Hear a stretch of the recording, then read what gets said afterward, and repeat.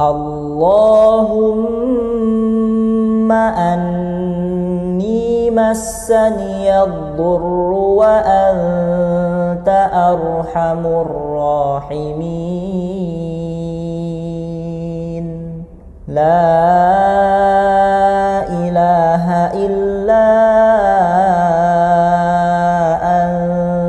أنت سبحانك إني كنت من الظالمين.